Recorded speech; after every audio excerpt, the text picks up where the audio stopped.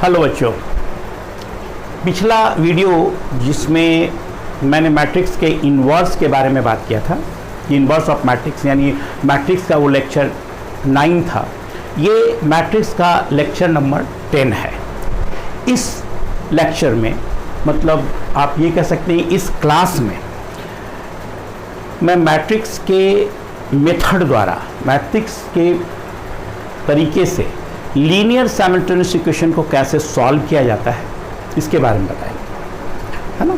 तो सबसे पहले हमको ये जानना है, चूंकि पिछले वीडियो में हमने adjoint of matrix, inverse of matrix निकाला। अब यहाँ पर ये समझना है कि भाई इन्वर्स ऑफ मैट्रिक्स निकालने का फ़ायदा क्या है, हम क्यों इन्वर्स ऑफ मैट्रिक्स निकाल रहे थे। तो इसके पीछे वजह ये है कि हम मैट्रिक्स के इन्वर्स को निकालने के बाद लीनियर साइमल्टेनियस इक्वेशन के सिस्टम को सॉल्व करते हैं, है ना। क्रैमर डिटर्मिनेंट में क्रैमर रूल हमने डिस्कस किया था, जिसमें लीनियर साइमल्टेनियस इक्वेशन को क्रैमर रूल द्वारा सॉल्व करना है ना। आप 10th क्लास में दो लीनियर इक्वेशन, दो अननोन के प्रॉब्लम्स को addition, subtraction, transformation, substitution, cross multiplication कई तरीके से सॉल्व किए होंगे। उसी तरह यहाँ पर 3 इक्वेशन 3 अननोन, 4 इक्वेशन 4 अननोन हो, 5 इक्वेशन 5 अननोन हो, इनफैक्ट n इक्वेशन और n अननोन हो, तो उस सिस्टम को हम मैट्रिक्स मेथड से कैसे सॉल्व करते हैं उसके बारे में बात करना है, ठीक है। क्योंकि हमने बेसिकली 3 ऑर्डर के मैट्रिक्स के बारे में बात करना है, पढ़ना है, इसलिए हम आज डिस्कस करेंगे मैट्रिक्स मेथड द्वारा लीनियर साइमल्टेनियस इक्वेशन को सॉल्व करना, ठीक है। अब देखिए, सबसे पहले तो हम ये जान लें कि ये लीनियर इक्वेशन क्या होता है। तो देखिए, an equation of the form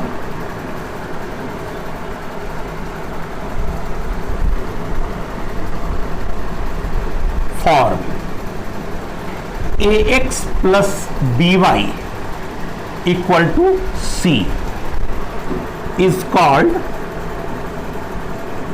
a linear equation in two unknowns x and y। यहाँ दो अननोन x और y का ये लीनियर इक्वेशन होता है। हियर यहाँ पर आप गौर कर सकते हैं A, B and C are real numbers, real numbers, ये रियल नंबर होता है। फिर दूसरा पॉइंट देखिए, an equation of the form for ax plus by plus cz equal to d is called a linear equation in three unknowns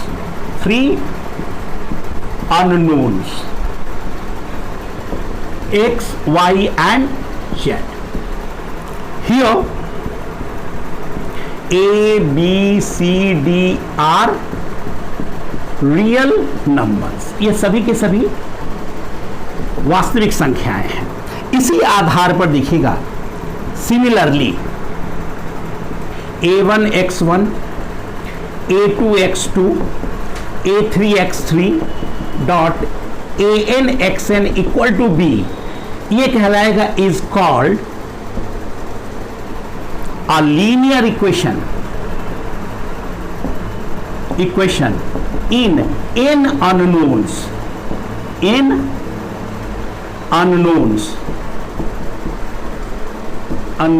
x1, x2, x3 dot xn and a1, a2, a3 dot an comma b belongs to real number। ये होता है linear equation. अब बात करेंगे हम system of linear equation क्या होता है ना। ये तो आप देख लिए कि लीनियर इक्वेशन इन 2 अननोन, लीनियर इक्वेशन इन 3 अननोन, लीनियर इक्वेशन इन n अननोन्स। मतलब क्या हुआ, यहां पर ये जो इक्वेशन देख रहे हैं इसमें x1, x2, x3 ये सब क्या है, अननोन्स है, ये sorry xn equal to b।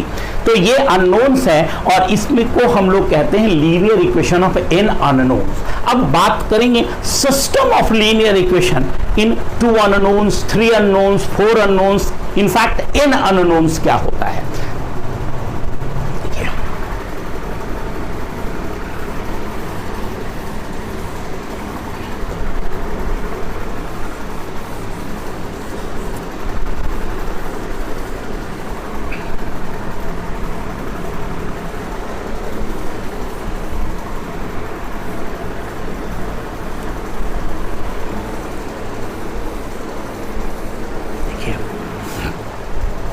देखिए, अ system of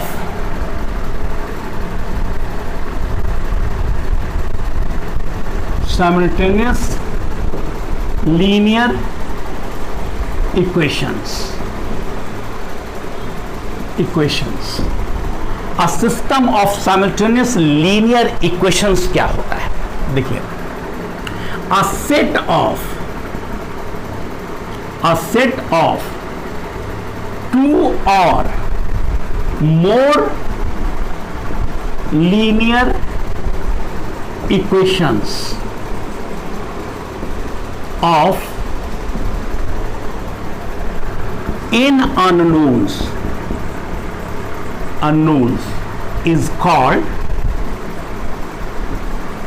a system of linear equations. System of linear equations. A set of two or more linear equations of n unknowns is called a system of linear equation. अब देखो example के तौर पे a1x plus b1y equal to c1 और a2x plus b2y equal to c2, ये जो है is a system of linear equations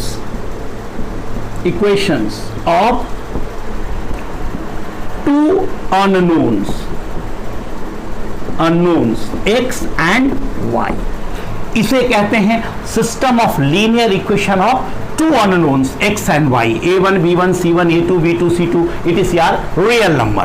इसी आधार पर देखो यहां a1x plus b1y plus c1z equal to d1, a2x plus b2y plus c2z equal to d2 और a3x plus b3y plus c3z equal to d3. इसे कहते हैं is called a system of linear equations of three unknowns x, y and z, है ना. इसी तरह से n unknown का n इक्वेशन होता है तो उसे हम लोग कहते हैं सिस्टम. अब यहां पर यह समझना है कि ये दो इक्वेशन हो, दो अननोन, तीन इक्वेशन हो, तीन अननोन, तो उस सिस्टम का हम सॉल्यूशन निकाल सकते हैं. प्रश्न यहां पैदा होता है सॉल्यूशन ऑफ द सिस्टम किसको कहते हैं, है ना.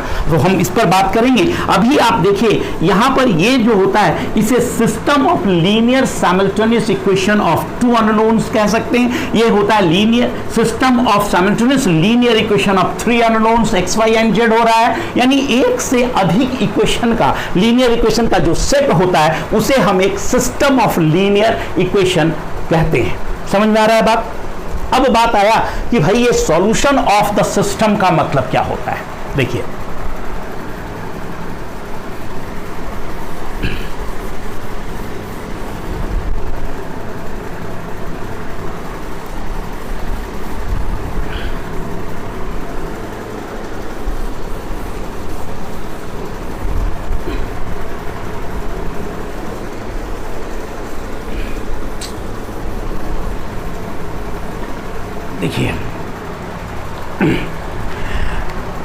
solution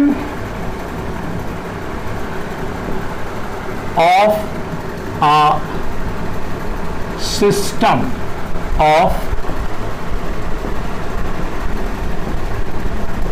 simultaneous linear equations. ठीक है, solution of a system of simultaneous linear equations, है ना. अब यहां पर देखो, यहां हम पहले तो दो इक्वेशन की बात करते हैं. यहां पे let us consider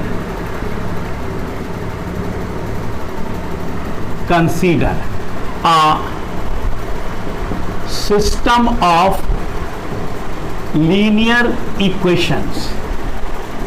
equations of two unknowns x and y. हम एक कंसीडर करते हैं system of linear equation of two unknown x और y में, ठीक है। अब देखिए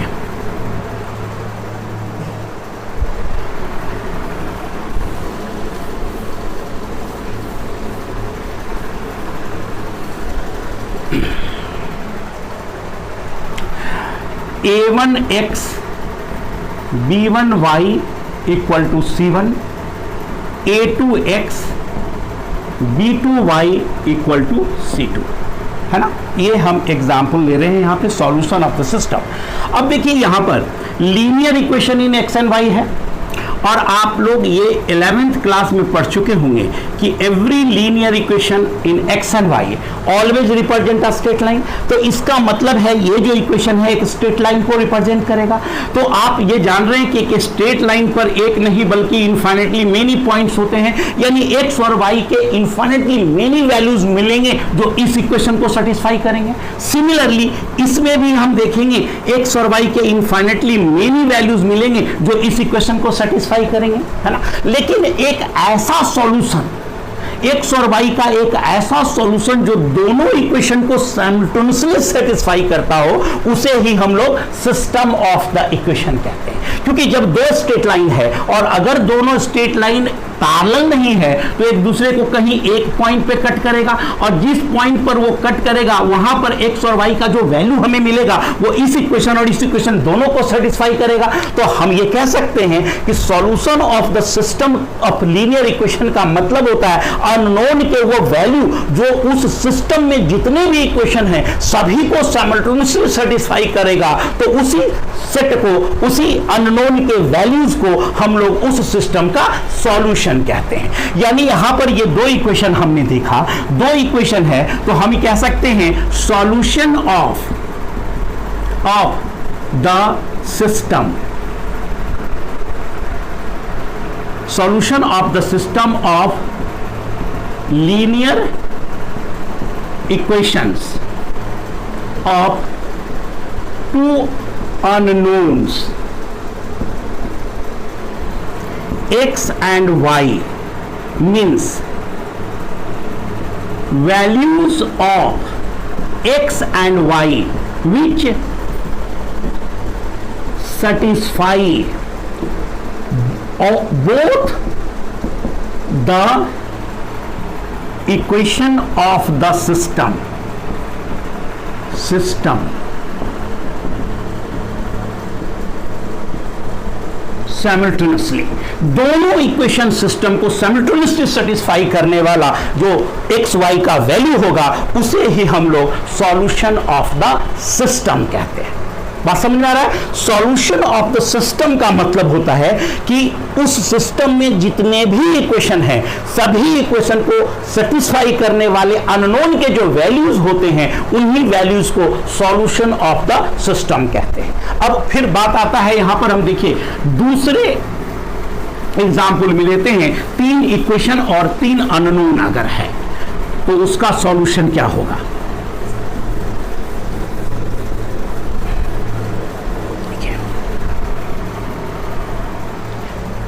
अब देखिए यहां पर इफ,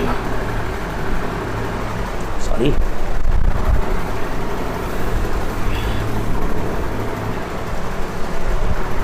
देखिए a1x plus b1y plus c1z equal to d1, a2x plus b2y plus c2z equal to d2, a3x plus b3y plus c3z equal to d3 is a system of simultaneous linear equations of three unknowns x, y and z। ये एक हुआ। then the values of x, y and z which satisfy all the equations of the system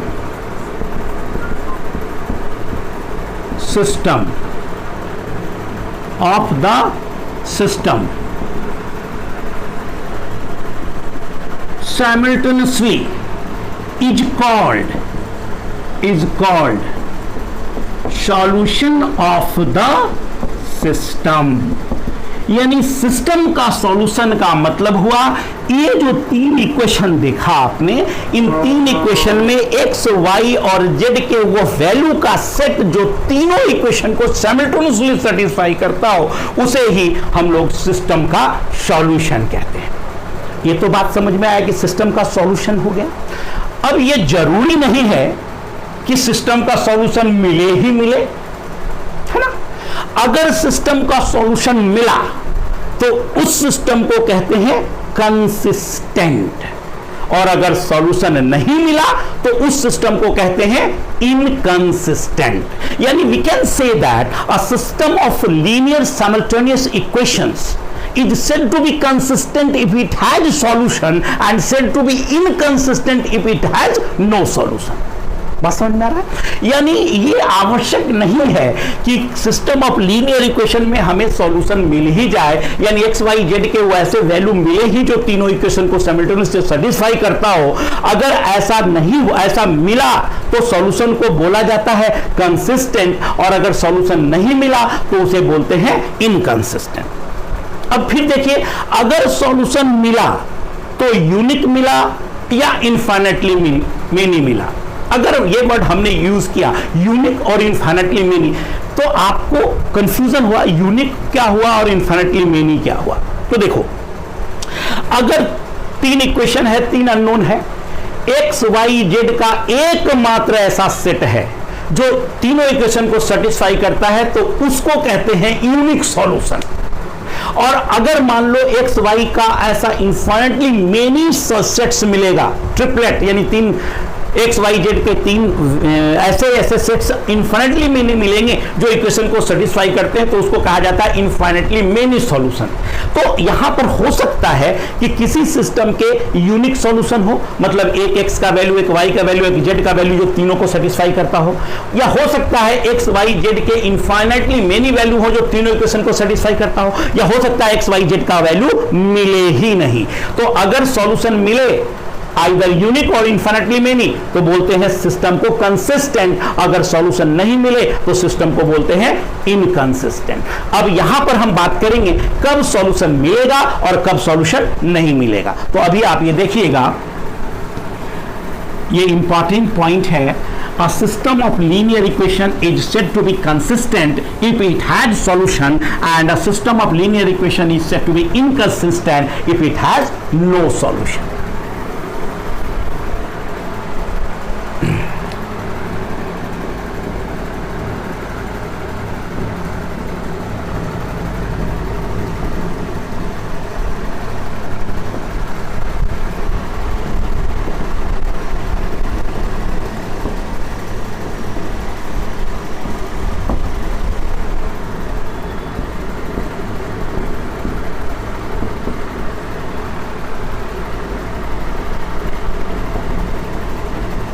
Consistent if it has solution and said to be inconsistent if it has no solution। है ना।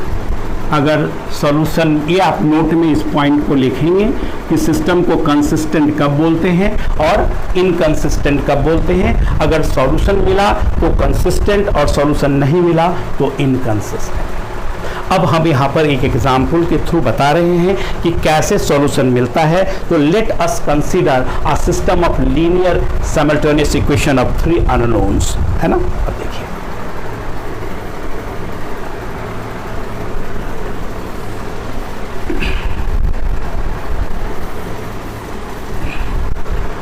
वैसे 3 equation 3 unknown को solve करने के लिए determinant में Cramer rule भी बताया गया है, एक गॉसियन एलिमिनेशन मेथड भी होता है, लेकिन यहाँ पर मैट्रिक्स हमें यूज़ करना है और मैट्रिक्स के यूज़ करके ही हमें साइमल्टेनियस इक्वेशन को सॉल्व करना है। ठीक है,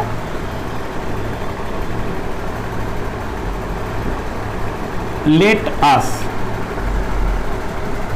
consider a system of simultaneous linear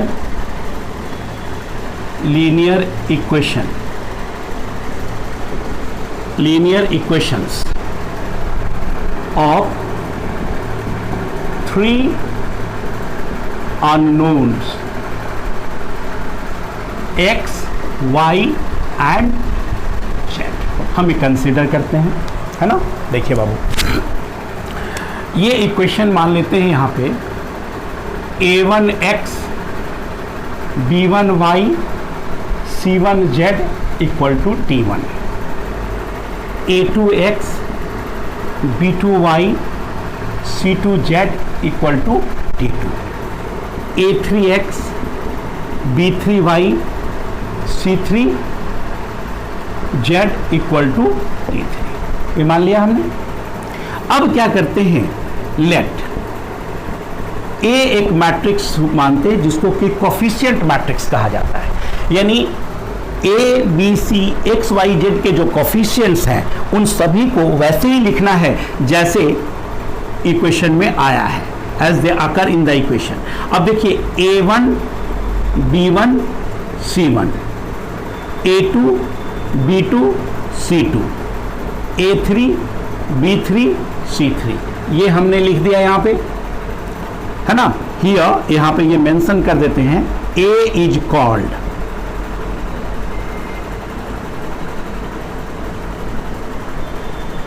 coefficient matrix, A को कोफिशिएंट मैट्रिक्स कहा जाता है। ए लिए बी एक मैट्रिक्स हमने लिया जिसमें कि हम कांस्टेंट टर्म जो है d1 d2 d3 को लिया, और x जो हुआ x एक मैट्रिक्स लिया जिसमें हमने अननोन x y z का लिया, कॉलम मैट्रिक्स बनाया। ये हो गया, कोई प्रॉब्लम नहीं इसमें। अब उसके बाद हमें क्या करना है वो देखिए। अब now a into x find करना है, तो a इंटू एक्स में देखिए a मैट्रिक्स जो है वो क्या है, a1 b1 c1, a2 b2 c2, a3 b3 c3, ये मैट्रिक्स a है। और x मैट्रिक्स क्या था, तो x मैट्रिक्स था column matrix x y z। अगर इसे आप मल्टीप्लाई करोगे तो क्या मिलेगा देखना,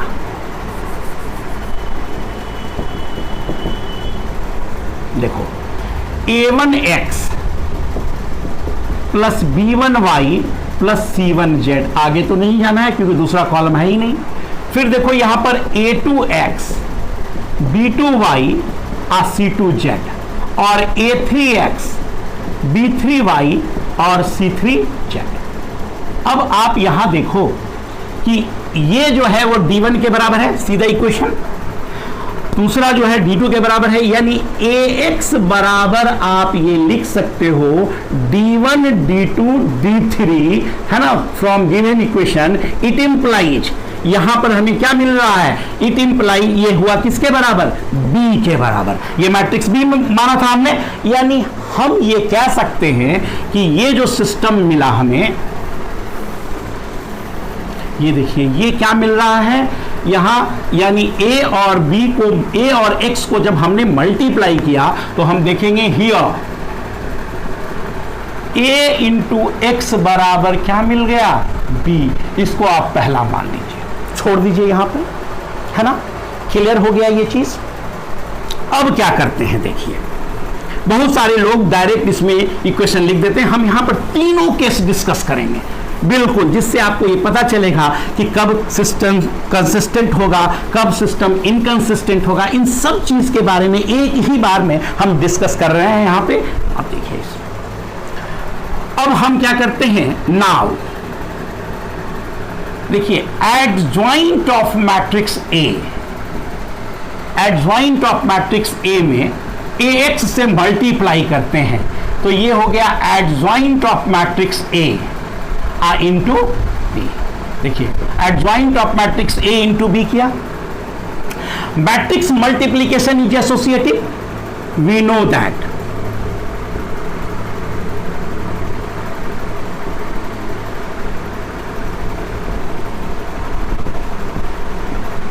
multiplication of matrix is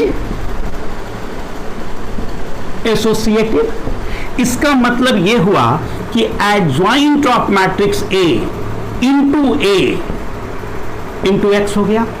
अब देखिए यहां पर ये आ गया क्या, adjoint of matrix A into B हो गया।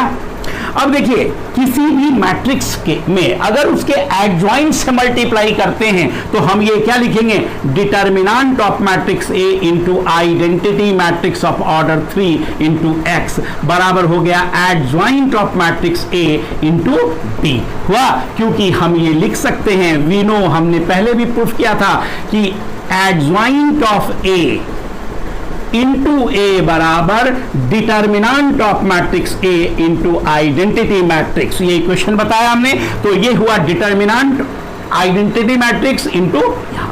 अब यहां पर केस नंबर 1 देखिए, case 1, if determinant not equal to 0 that is A is non singular matrix, यानी ए अगर नॉन सिंगुलर मैट्रिक्स है तो आप क्या कर सकते हैं, आइडेंटिटी मैट्रिक्स इंटू ए बराबर होगा adjoint of matrix A upon determinant of matrix into B. और ये हो गया कितना, देखिए इट इंप्लाइज एक्स बराबर, इसको हम लोग क्या बोलेंगे, inverse of matrix A into B. This is the equation. यानी अगर मैट्रिक्स नॉन सिंगुलर है तो यही वो इक्वेशन है जिसके मदद से हम इक्वेशन को सॉल्व कर सकते हैं। यहां पर यह ध्यान रखना है कि अब ये बोलिए I3 कहां गया, तो किसी भी मैट्रिक्स में आइडेंटिटी से मल्टीप्लाई करते हैं तो वही मैट्रिक्स होता है। यानी I3 इंटू एक्स बराबर एक्स ही हुआ, और adjoint A upon determinant A into B ये हुआ, और एडजॉइंट ए डिटर्मिनेंट ए जो होता है वो इनवर्स ऑफ मैट्रिक्स होता है, यानी x बराबर ए इनवर्स इंटू बी। यही वो मैट्रिक्स का इक्वेशन हुआ जिसकी मदद से हम लोग सॉल्व कर सकते हैं, इक्वेशन को निकाल सकते हैं। लेकिन ये कब, जब यहां पर डिटर्मिनेंट 0 के बराबर नहीं हो, और इसमें कहा जाता है, और इन this case we get unique solution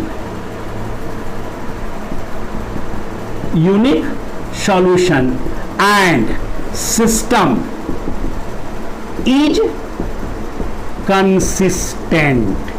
इस केस में हम यूनिक सॉल्यूशन प्राप्त करेंगे और सिस्टम जो होगा वो क्या होगा, कंसिस्टेंट होगा, है ना।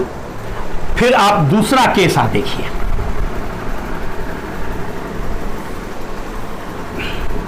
देखिए case number 2।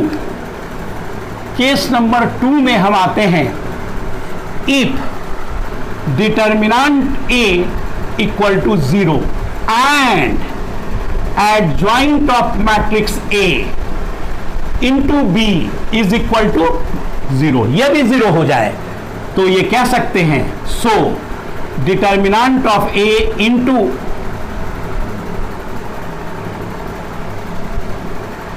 Determinant of A into I X बराबर एडजॉइंट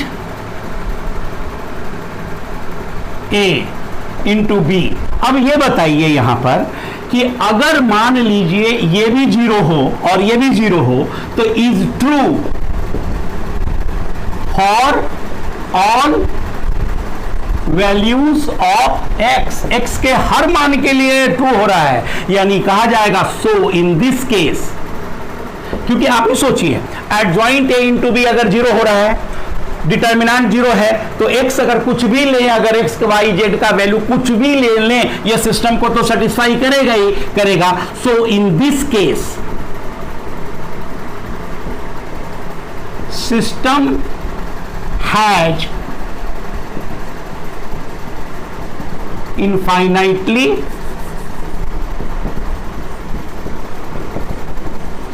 मेनी सॉल्यूशन। इस केस में सिस्टम के इनफाइनाइटली मेनी सॉल्यूशन होंगे एंड सिस्टम इज कंसिस्टेंट, और सिस्टम जो होगा वो कंसिस्टेंट होगा। अब यहां पर एक तीसरा इंपॉर्टेंट केस में डिस्कस करते हैं। देखिए case number third,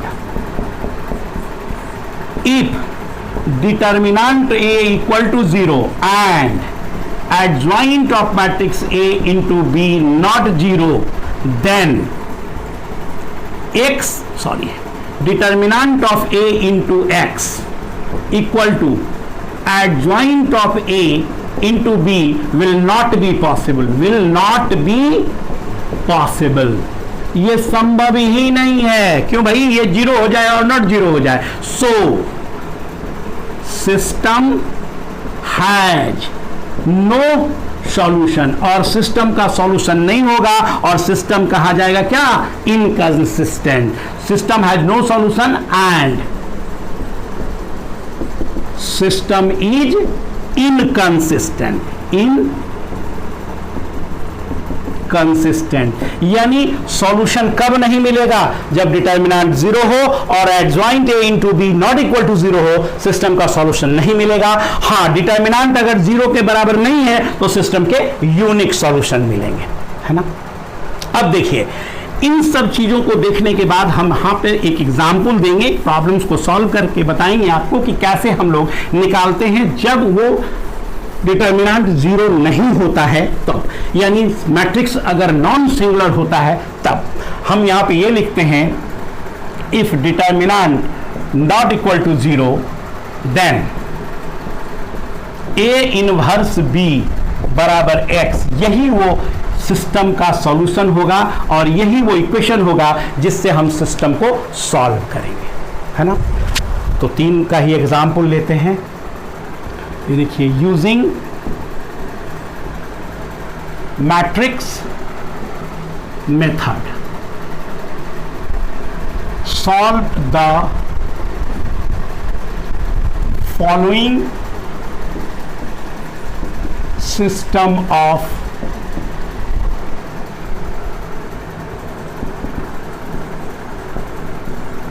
simultaneous linear equations, है ना। और इक्वेशन क्या है? 3x plus 2y minus 4z equal to 1, 2x minus 3y plus 5z equal to 4, x plus 2y plus 3z equal to 6। ये है, हमें सॉल्व करना है। बहुत ही आसान है बाबू। ये देखो सॉल्यूशन हम ये मान लेंगे, let given system of equations, है ना। क्या है भाई? 3x plus 2y minus 4z equal to 1, 2x minus 3y plus 5z equal to 4, x plus 2y अब प्लस 3z इक्वल टू 6। ये हुआ। अब क्या करो? कोफिशिएंट मैट्रिक्स मान लो। लेट a बराबर coefficient matrix 3 2 minus 4, 3 2 minus 4, 2 minus 3 5, 1 2 1 2 3। ये हुआ। B एक मैट्रिक्स मान लो जिसमें कांस्टेंट टर्म को रखना है, यानी 1 4 6, और एक्स मैट्रिक्स मान लेंगे हम यहाँ पे, जिसमें कि वेरिएबल यानी अननोन्स को रखना है। ठीक है, अब सबसे पहले इस इक्वेशन को जब सॉल्व करना है तो हमें ये देखना है कि क्या इसका डिटर्मिनेंट 0 के बराबर होता है, और अगर होगा तो फिर हम एडजॉइंट और b को मल्टीप्लाई करके देखेंगे।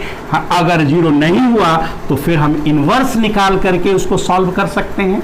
तो सबसे पहला काम है हमें चेक करना कि इसका नाउ डिटर्मिनेंट ऑफ मैट्रिक्स, देखो बाबू, 3 2 -4 2 -3 5 1 2 3, खुद से कैलकुलेट कर सकते हैं आप इसको, है ना। देखिए सबसे पहले क्या है, 3 इंटू -9 -10 -2 इंटू 6 -5 -4 इंटू 4 + 3। अब ये देखिए ये आ गया क्या, determinant of matrix equal to, ये होगा 3 इंटू -19 2 इंटू 1 और -4 इंटू 7। इसको हटा देते हैं, फिर चेक कर लेंगे, बाद में हम लिख लेंगे। अब देखिए ये कितना हो गया, 57 -57 -2 -28 -2 कितना होगा, -30 -30 -57 तो हमने क्या देखा यहाँ, determinant A equal to -87 not equal to 0, है ना। डिटर्मिनेंट जो हुआ वो 0 के बराबर नहीं हुआ, तो इसका मतलब क्या है, सिस्टम जो है यानी हम कह सकते हैं सो ए इज नॉन सिंगुलर मैट्रिक्स। ए जो है वो नॉन सिंगुलर मैट्रिक्स है। अब हमारा काम क्या है, इनवर्स निकालना। तो अब सबसे पहले लिखेंगे now if Cij is the cofactor of the element of matrix A which lies in ith row and jth column, है ना। ये मान लेते हैं यहां कि नाउ इफ Cij, तो अब क्या करेंगे, find cofactors of elements of matrix ए। अब हम क्या करेंगे ये, तो देखिए सबसे पहले हम लिखेंगे C11। यहां याद होगा आपको कि रो और कॉलम का सम इवन होता है तो पॉजिटिव लेते हैं, ऑड होता है तो माइनस नेगेटिव लेते हैं। क्या करना होता है कोफैक्टर में, तो कोफैक्टर में पहले बात तो ये कि रो और कॉलम का सम इवन है तो प्लस लेंगे, और पहला रो और पहला कॉलम में जो एलिमेंट, जो पहला रो और पहला कॉलम को छोड़ देंगे और उसके बाद बचेगा कितना, देखिए 3 5 2 3, तो कोफैक्टर हो जाएगा -9 -10 दैट इज -19, है ना। फिर देखिए C12 लेंगे, तो स्वाभाविक है ये ऑड है तो माइनस साइन लेंगे, और उसके बाद दूसरा पहला रो और दूसरा कॉलम को छोड़ेंगे, तो 2 5 1 3 2 5 1 3, ये होगा 2 5 1 3। अब देखिए ये बाहर माइनस है, क्या होगा 6 - 5 दैट इज -1, ये आ गया -1। अब उसके बाद देखेंगे C13, अब देखो फिर 1 और 3 इवन हुआ, यानी अब पहला रो और तीसरा कॉलम छोड़ेंगे, तो ये आ जाएगा 2 - 3 1 2। अब ये देखिए ये कितना हो जाएगा 4 + 3 दैट इज 7, है ना, ये मिल रहा है। अब देखिए C21 यानी दूसरा रो पहला कॉलम लेना है, तो ऑड हो रहा है, फिर यहाँ पे 2 + 1 ऑड हुआ यानी माइनस लेंगे। अब माइनस लेंगे, दूसरा रो और पहला कॉलम छोड़ेंगे, तो 2 - 4 और 2 3, 2 - 4 2 3। अब देखिए ये माइनस कितना आ गया 6, अब +8, 6 + 8 ये हो गया -14, -14 हो गया। अब उसके बाद फिर आगे बढ़ते हैं। अब देखिए C22 लेंगे, देखिए ऑड यहां पर इवन हो रहा है, यानी दूसरा रो और दूसरा कॉलम हमें लेना है, दूसरा रो और दूसरा कॉलम को छोड़ना है। तो दूसरा रो और दूसरा कॉलम को अगर आप छोड़ते हैं, यानी आप ये छोड़ देते हैं, तो आपको क्या बचता है 3 - 4 1 3, 3 - 4 1 3, तो ये हो जाएगा 9 अब +4 दैट इज 13 हो गया। अब देखिए C23 लेंगे, तो 23 मतलब फिर ऑड हुआ तो माइनस साइन लिया, है ना। अब क्या करना है, हमें दूसरा रो और तीसरा कॉलम छोड़ना है। तो देखिए ये आप हटा देते हैं, तीसरा कॉलम छोड़ना है, दूसरा रो और तीसरा कॉलम, तो 3 2 1 2, 3 2 1 2, तो ये हो जाएगा -6 - 2 दैट इज -4, यानी ये हो गया -4। क्लियर है दूसरा। अब उसके बाद फिर आगे बढ़ते हैं हम। अब देखिए ये आपको यहां तक लिख लिए, अभी फिर आप यहाँ पे एक मैट्रिक्स हम यहाँ साइड में लिख देते हैं, है ना, ताकि हमको कॉलम को निकालने में सुविधा हो जाए। तो 3 2 -4 2 -3 5 1 2 3, ये रफली हमने इस तरह से लिख दिया ताकि फिर हमको ये मिटा देने के बाद दिक्कत नहीं हो, है ना। देखिए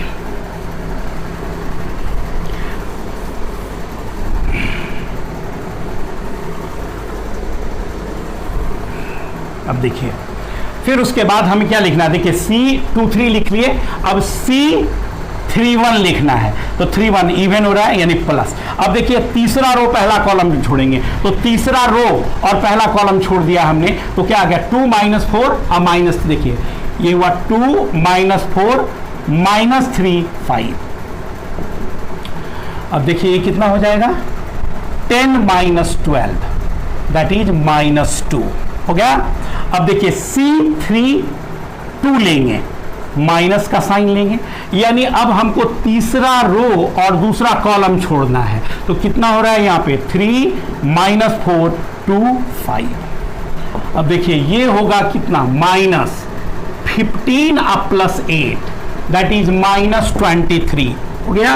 और C33 लेंगे, तो अब देखिए ये क्या करना है, हमको ये कॉलम को लेना है और ये छोड़ देना है, यानी आप ये लेंगे क्या 3 2 और 2 - 3 दैट इज -9 - 4 यानी -13 हो गया। ये आपने लिख लिया यहाँ पे। अब हमें क्या करना है, एडजॉइंट लिखना है ना। तो देखिए बाबू एडजॉइंट लिखने के लिए क्या करेंगे, देखिए एडजॉइंट ऑफ मैट्रिक्स ए बराबर पहला रो के एलिमेंट यानी -19 -1 और 7, पहला रो के एलिमेंट्स को हमने लिख दिया, है ना।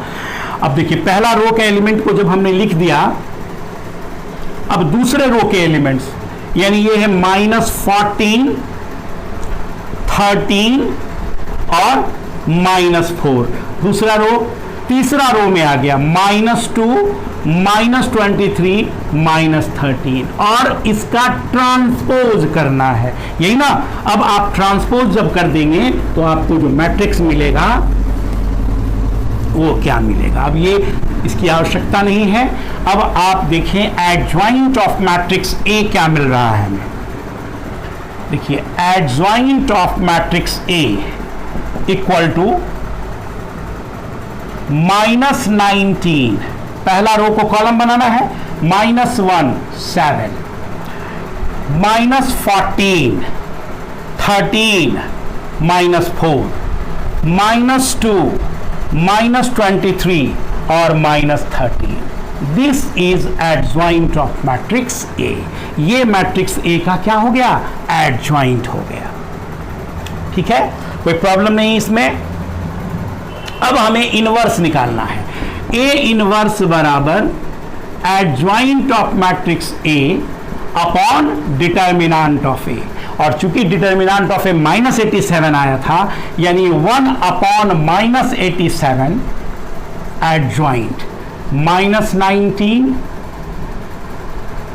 -14 -2 -1 13 -23 7 -4 -13, है ना। तो भैया ए इनवर्स क्या हो गया?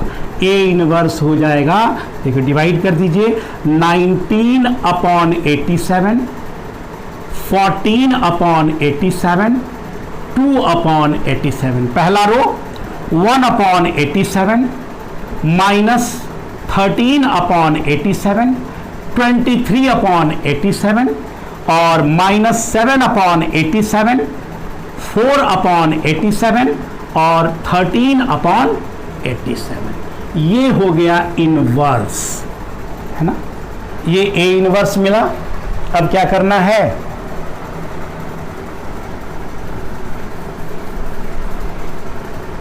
ये मैट्रिक्स का इनवर्स मिला, है ना। हम लोग जानते हैं कि वी नो दैट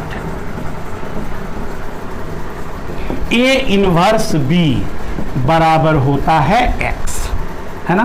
तो अब ए इनवर्स बी निकाल लेंगे। ए इनवर्स क्या निकला है बाबू? 19/87, 14/87 एंड 2/87, 1/87 माइनस 13/87, 23/87 और ये है -7/87, 4/87 और 13/87। और मैट्रिक्स बी याद है क्या है? यस, 1 4 6। ये है मैट्रिक्स बी। अब इसको मल्टीप्लाई करो, देखो मल्टीप्लाई करो, 19/87 इंटू 1, 19/87 प्लस 14 इंटू 4, 56 अपॉन 87 और प्लस 2 इंटू 6 यानी 12 अपॉन 87। पहला हो गया ये। फिर देखो 1 इंटू 1 अपॉन 87 माइनस 52 अपॉन 87 और 23 इंटू 6